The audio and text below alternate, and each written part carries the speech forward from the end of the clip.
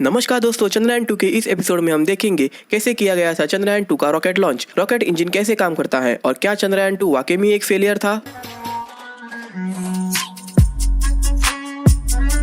GSLV यानी geosynchronous satellite launch vehicle mark 3 ISRO का design किया गया 3 stage medium lift launch vehicle है, जिसे जियो स्टेशनरी यानी अर्थ के ही ऑर्बिट में सैटेलाइट लॉन्च करने के लिए डिजाइन किया गया है। ये वही रॉकेट है जिसे चंद्रयान 2 जैसे साइंस मिशन भी कंप्लीट किए जा चुके हैं और इसरो का दावा ये है कि आगे चल के इस रॉकेट का यूज ह्यूमन क्रूड मिशन में भी किया जाएगा। रॉकेट की टोटल हाइट 43.4 मीटर्स है और इसका टोटल वेट 6,40,000 किलोग्राम है। GSLV का एक रॉकेट लॉन्च का कॉस्ट अराउंड 367 करोड़ है, जो अन्य रॉकेट के कंपैरिजन में बहुत कम है। इस रॉकेट से कुल 4 लॉन्चेस किए जा चुके हैं, जिसमें से एक भी लॉन्च फेल नहीं हुआ है। अब चलिए हम जानते हैं GSLV रॉकेट के मेन पार्ट्स। तो सबसे पहले आता है SRB यानी सॉलिड रॉकेट बूस्टर्स। ये बूस्टर्स बिल्कुल सेम है हमारी दिवाली के रॉकेट जैसा, जो स्टार्ट करने के बाद पूरे स्पीड के साथ लिफ्ट करते हैं। ये बूस्टर्स 2 मिनट तक उड़ान लेते हैं, जिसे बर्न टाइम भी कहते हैं, और उसके बाद बूस्टर्स ऑटोमेटिकली रॉकेट से डिटैच होकर नीचे गिरते हैं और इन्हीं बूस्टर्स को हम फर्स्ट स्टेज कहते हैं। S-200 दुनिया का तीसरा सबसे बड़ा मानने जाने वाला सॉलिड रॉकेट बूस्टर है और कम पैसे में बनाने जाने वाला पहला बूस्टर है। इसको सॉलिड रॉकेट बूस्टर इसलिए कहा जाता है क्योंकि इसमें यूज करने वाला फ्यूल सॉलिड स्टेट में होता है, ना कि लिक्विड, और इसलिए इस बूस्टर का फेल होने के चांसेस बहुत कम होते हैं। ऊपर मौजूद मोटर सॉलिड फ्यूल को इग्नाइट करते हैं, जिससे कि फ्यूल जलने लगता है।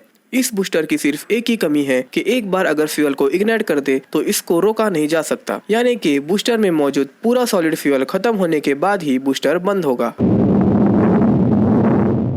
रॉकेट का सेकंड स्टेज है L110। इस स्टेज को पावर किया गया है विकास रॉकेट इंजन से, जो बहुत ही पावरफुल रॉकेट इंजन है। सेकंड स्टेज में कुल 2 टैंक होते हैं, जिसमें से एक टैंक में फ्यूल होता है और दूसरे में लिक्विड ऑक्सीजन। लिक्विड ऑक्सीजन इसलिए डाला जाता है क्योंकि किसी भी कंबशन प्रोसेस के लिए एयर की जरूरत होती है और स्पेस एक वैक्यूम है, मतलब इसमें एयर मौजूद नहीं होता है, इसलिए रॉकेट लिक्विड ऑक्सीजन अपने साथ लेकर उड़ता है। अब नोटिस करने वाली बात यह है कि इंजन को कूलिंग सिस्टम भी चाहिए, क्योंकि थ्रस्ट के हीट से इंजन ब्लास्ट हो सकता है और इसलिए रॉकेट में रीजनरेटिव कूलिंग सिस्टम का इस्तेमाल किया जाता है।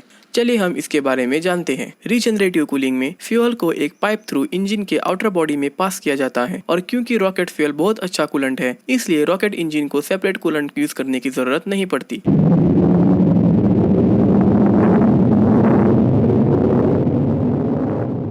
थर्ड स्टेज को कहते हैं C-25 या क्रायोजेनिक अपर स्टेज और इसे पावर करता है CE-20 इंजन। इस इंजन में लिक्विड ऑक्सीजन और लिक्विड हाइड्रोजन दोनों मिक्स किए हुए रहते हैं। इस इंजन में भी रीजनरेटिव कूलिंग सिस्टम का यूज किया जाता है और यही फ्यूल आगे जाके कंबशन चैम्बर में मिक्स होता है।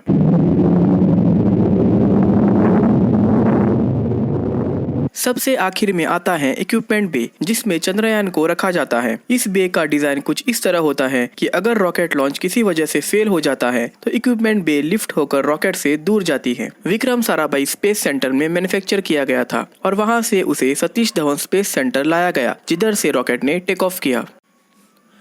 चलिए अब हम देखते हैं रॉकेट टेक ऑफ कैसे हुआ। टेक ऑफ के वक्त रॉकेट से कनेक्टेड सभी स्टेट्स को कट किया जाता है और रॉकेट टेक ऑफ करता है। 5, 4, 3, 2, 1, 0।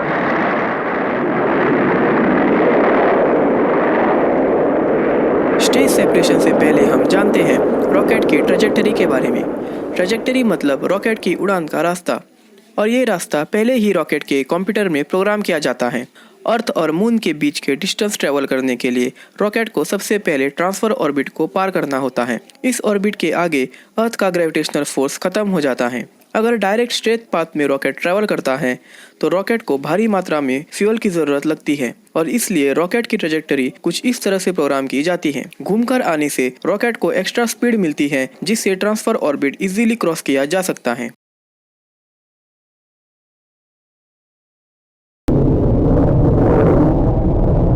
स्टेज 2 का बर्न टाइम 4 मिनट का होता है और इसके बाद स्टेज 2 अर्थ के ग्रेविटी में बंद हो जाता है। स्टेज 3 11 मिनट के लिए बर्न होता है और इसके बाद डिटैच होकर स्पेस में छोड़ दिया जाता है और आखिर में इक्विपमेंट बे खुलता है और चंद्रयान अपने आगे के सफर के लिए चला जाता है, जिसे हम नेक्स्ट एपिसोड में देखेंगे।